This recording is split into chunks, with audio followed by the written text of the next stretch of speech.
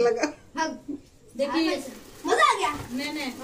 Happy birthday to you, happy बोलो दीदी आज के बाद जन्मदिन, आज के तुम्हारा जन्मदिन, happy birthday, happy birthday, happy birthday बोले दिए।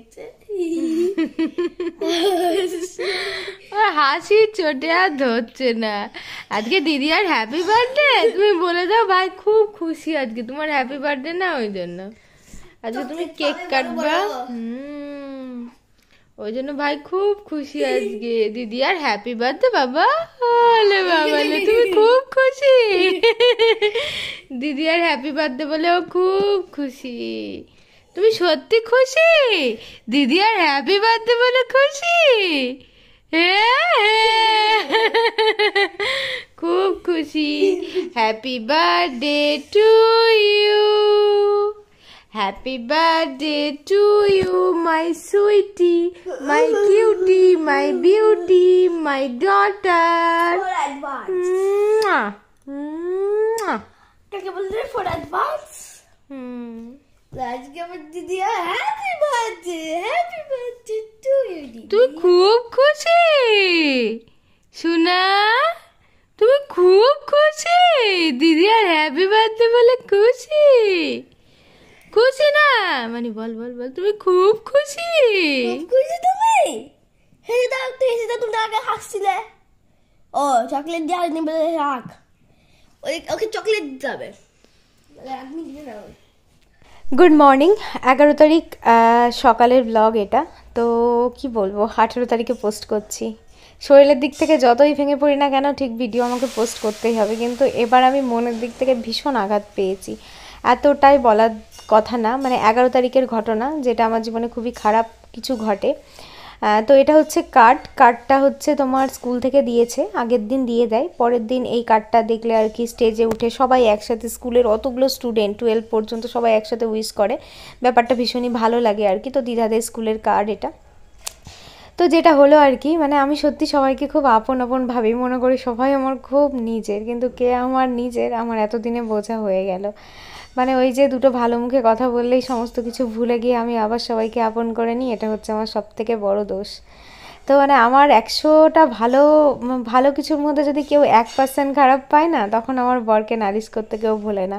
মানে ছোটোর থেকে বড়োর থেকে মানে সবাই মানে এক্সপার্ট আমার বিষয়ে, সবার অভিযোগ মানে সবাই আমাকে অনেক কষ্ট দেয়, কিন্তু সেগুলোর বিষয়ে বলার কেউ নেই। আর আমার যদি ভুল না থাকে তাও আমার বরের কাছে আমার নামে এত নালিশ জমা পড়ে। তো যাই হোক, দিন শেষে ওই মানুষটা যে আমাকে সবসময় বোঝে, ওই মানুষটা যে আমাকে চেনে, এটাই হচ্ছে ভগবানের কাছে মানে আমার এর থেকে বড় পাওয়া কিছু হয় না, যে আমাকে এত ভালোবাসে, এত সাপোর্ট করে।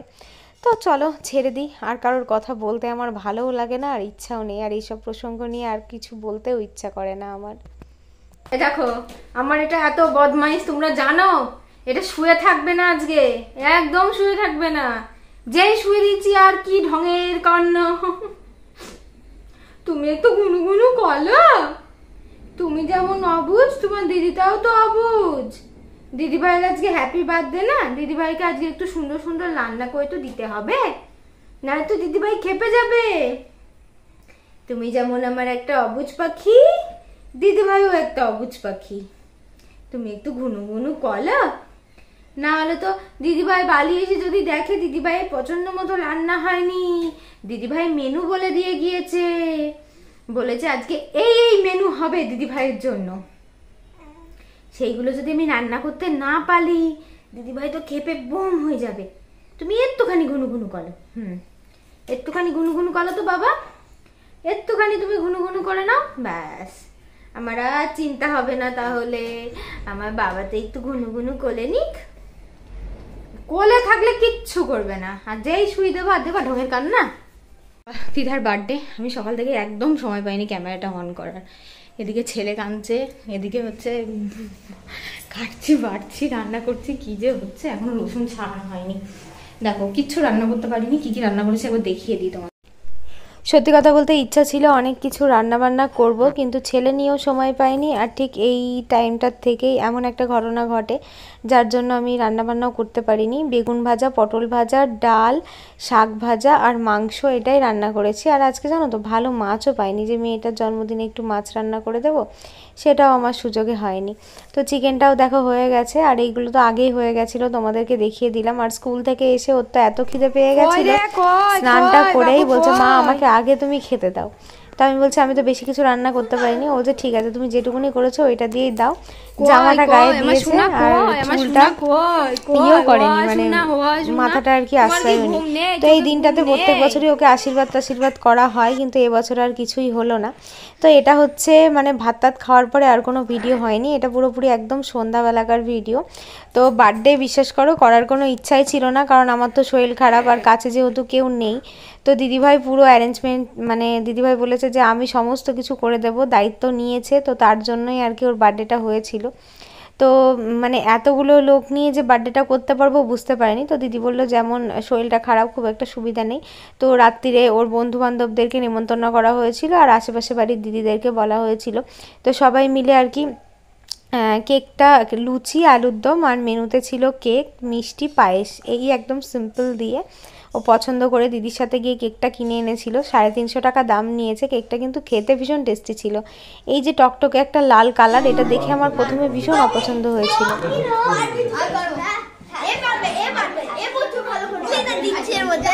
দেখি দেখাই তোমাকে একটু কেমন লাগছে দেখতে, দেখি সব কথা বলতে তুমি আচ্ছা হ্যাঁ হ্যাঁ হ্যাঁ, ও তো একটা বন্ধু। এই আরাধ্যা, আয় আরাধ্যা বাবু আয়, আসো আসো আসো, কেক কাটবে দিদি ভাই, আসো আসো। এটা নতুন বন্ধু, এটাকে অ্যাড করে নাও তো। এই দেখো এটা তোমার দলে, এটা দেখো তোমার সঙ্গে সেম সেম। এদের সাথে তো বন্ধুত্ব হবে, এরা নাই বড়, এদের সাথে না হয় না হবে। এটা তোমাদের নতুন বন্ধু, হ্যাঁ খেলাই নিবা ওকে, হবে তো?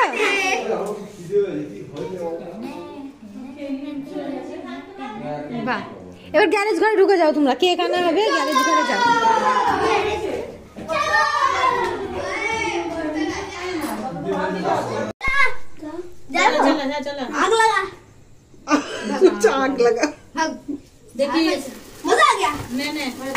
Happy birthday to you, happy birthday to you, Tridha to you.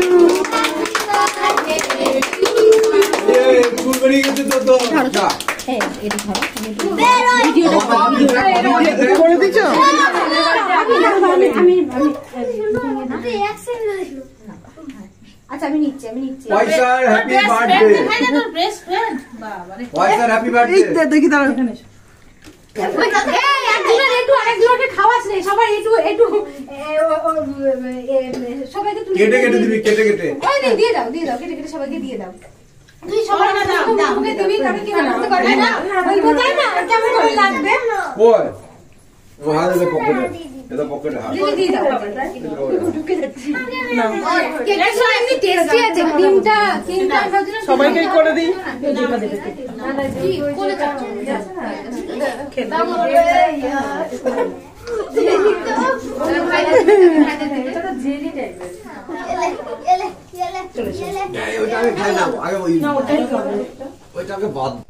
তো টোটালে হচ্ছে 18 জন ছিল, মানে বাচ্চা দিয়ে আর বড় দিয়ে 18 জন।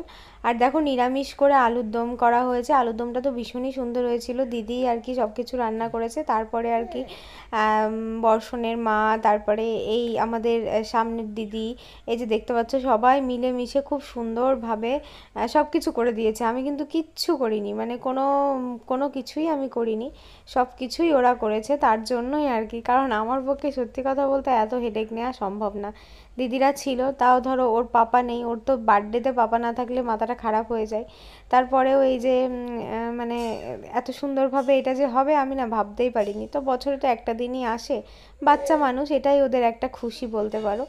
তো এটা হচ্ছে পরের দিন সকালের ভিডিও। পরের দিন আমার মেয়ের একটা নাচের প্রোগ্রামে আর কি পার্টিসিপেট করার কথা ছিল।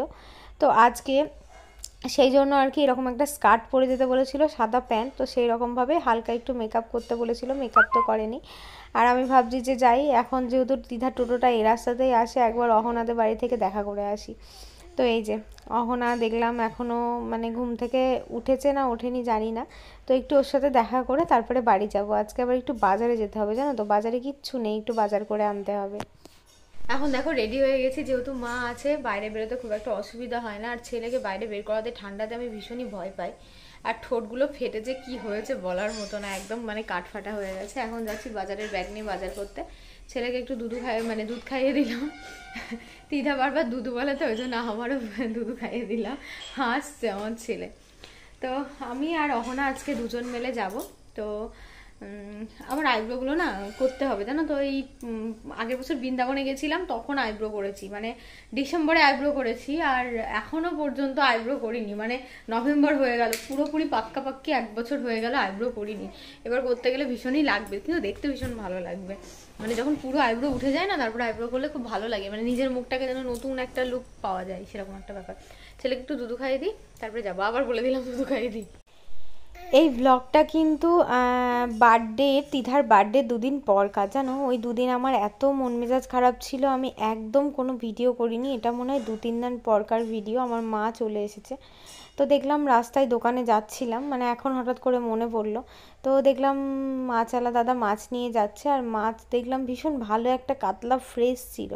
তো সেখান থেকেই ভাবলাম যে একটু কেটে নিই। তো লেজা মুড়ো কিছুই নিইনি, এই মাঝের এই মাছটুকুনিতেই দেখো মানে 500-600 মতো হয়ে গেল। মাছটা কিন্তু ভীষণই সুন্দর, মানে কাটছে দেখেই বোঝা যাচ্ছে। তো ভালো করে আঁশ ছাড়িয়ে কেটে কুটে রেডি করে দাদা দিল, মানে একদম মাছটা সত্যিই ভীষণ সুন্দর ছিল। যেহেতু এখন তো মাছটা অলরেডি আমাদের খাওয়া হয়ে গেছে জানি, আর মাছের পেটিটাও ভীষণ ভালো ছিল। এরকম বড় সাইজের মাছ পেলে না একটু দামটা, মানে লেজা মুড়ো না নিলে একটু দামটা বেশি হয়, কিন্তু বেশ ভালোই হয়। তো একবারে মাছটা কিনে নিলাম, নাহলে আমি এদিকে বাজার করে যেতে যেতে না মানে দেরি হয়ে যাবে। তো আর এখন তো আর ছেলেকে রেখে তো বাজারে যাওয়া হয় না, তবু মা এসেছে বলে তাও একটু বেরোতে পারলাম, নাহলে তো বেরোতেই পার। তো একটুখানি শুলাম, এখন বাজার টাজার করে নিয়ে এসেছিলাম, তারপর খাওয়া দাওয়া করেছি। আর এখন ছেলে আর আমি দেখো দুজন মিলে একটু ঘুমাচ্ছি। অনেক কদিন ব্লগ দেওয়া হয়নি, সবাই খুব মিস করছো আমি জানি। চেষ্টা করব পরের দিন থেকে প্রত্যেক দিন ভিডিও দেওয়ার। কি বলো তো, মানে ভীষণ ভীষণ ভীষণ মানে মনটার মধ্যে খারাপ লেগেছিল, খুব কষ্ট পেয়েছি, অনেক কেঁদেছি, অনেক দুঃখও করেছি, অনেক চেঁচিয়েছি। তারপরে মনে হলো চলো ঠিক আছে, মানে এই যে সবাইকে নিয়ে চলার আমার একটা অভ্যাস, যে আমি সবসময় মিলেমিশে থাকবো, আমি সবসময় মিলেমিশে চলবো, এগুলোই হয়তো আমার জীবনের সবথেকে বড় একটা ভুল। আজকালকার দিনে যারা বেশি একল সেরে হয়, একা একা থাকতে ভালোবাসে, তারাই সবথেকে, মানে মানুষ কিন্তু সহজে কেউ একল সেরে হতে চায় না, অনেক ধাক্কা খেতে খেতে মানুষ একল সেরে হয়। তো আজকের ভিডিওটা এই পর্যন্তই। সবাই খুব ভালো থেকো, কাল থেকে আবার রোজ ব্লগ আসবে, দেখতে থাকো। আর আমাদের পুচকুসোনা কার মতো হয়েছে গো? আমার মতো না আর পাপার মতো? একটু কমেন্টে বলো তো সবাই কার মতো হয়েছে।